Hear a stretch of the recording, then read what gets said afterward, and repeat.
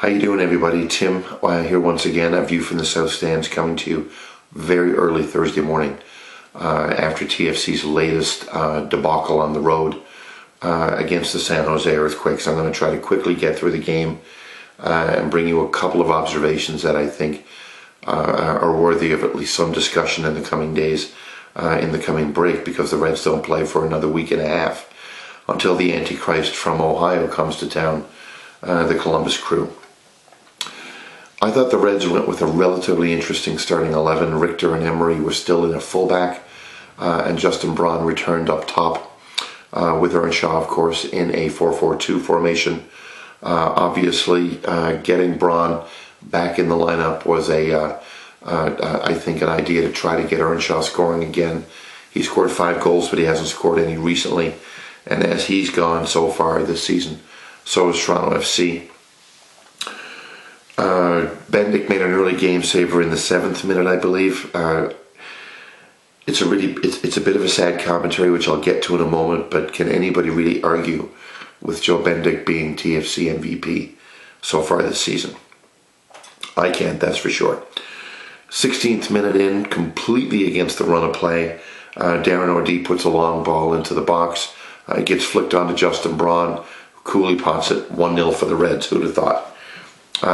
They go through the motions really in the first half and are fairly lucky to end the half up 1-0, at least in my opinion. And when the second half started, I think another really poor MLS referee stole the spotlight. I'm not even going to mention the guy's name because I think he doesn't deserve any personal publicity. I just think he's another bad Major League Soccer referee. He gave up multiple cards for dissent and not cards for egregious tackles or even elbows like the one that Marvin Chavez laid on Logan Emery. And I can also say that I've never, ever, ever seen a referee give advantage to a team that's offside.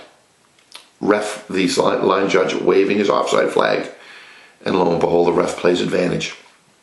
I can honestly say I've never seen that before. Now, after the second half started, TFC's jitters really took over. Excuse me, a little hoarse.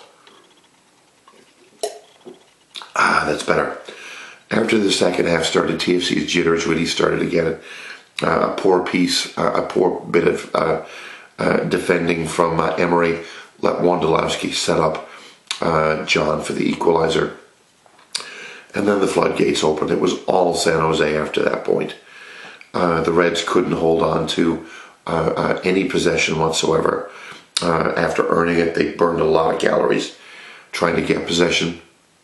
They couldn't keep possession in any significant degree. And of course, the obligatory late game collapse starts. After a really furious period of San Jose possession, the Earthquakes are in a corner. 2 TFC players, one of them being Daniil Henry, somehow let the MLS Golden Boot winner from last season, Wondolowski, simply waltz through and score an easy goal. I think it's fair to say that TFC doesn't use man marking.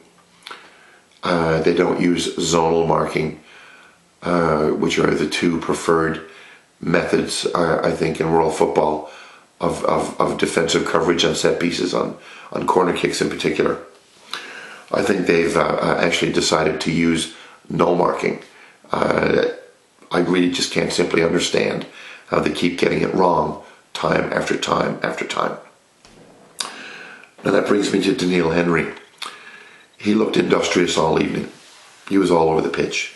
He had a bandage on his head from an early collision with a former TFC player, Nana Attakora. But I think the industriousness was all due to the fact that he was at a position all the time. He was all over the place. He was in the opposing team's box a lot more than he was in his own. And I think a fair question for Ryan Nelson has to be asked, why Danny Califf and Gabe Agbusamandi, Califf a veteran, and Agbusamandi, a guy who's been playing relatively well, didn't get the start over a kid who blew coverage on a game-winning goal and looked industrious, not necessarily due to his positive play, but due to the fact that he was running around, scurrying around, trying to get into position after being out of position all game. Now, Justin Braun, who I mentioned early on, started as well. He was not 100% ready. He admitted so in a halftime interview, I should say. And after his goal, he really disappeared. He looked like he didn't really contribute much. Osorio came on late, didn't do much. Ephraim came on late. He was a passenger. Didn't really get anything from either of them. Now, I frankly lost count as well how many times the ball was hoofed away after the Reds got possession back. The tactic led to 0 shots on goal in the last 74 minutes of that game for Toronto FC. Excuse me. So 74 minutes of the game plus injury time after the goal that was obviously a shot on goal. The Reds didn't get a single shot on net to try to get something else out of the game. So where does that leave us? That's 1 win in 10 games, ladies and gentlemen. We're out of the Canadian Championship in the semi-final round. There hasn't been a single clean sheet for this team all season. And your keeper, even though there hasn't been a clean sheet all season, your keeper is far and away your MVP. There's midfield issues. There's individual errors game after game after game. And they can't keep possession, let alone earn it sometimes, to save their lives. That's tough. That's a tough pill to swallow. Now there's 10 days off to bed in the new players. The transfer window closed. Barring anybody leaving, this is the team that we have to cheer for and to get angry with between now and the summer. Kouvremans, Dunfield, and Eckersley, all 3 of those guys in particular, can't return soon enough because we don't have any depth on this team. Now there's a pivotal home game coming up in 10 days against the Columbus Crew.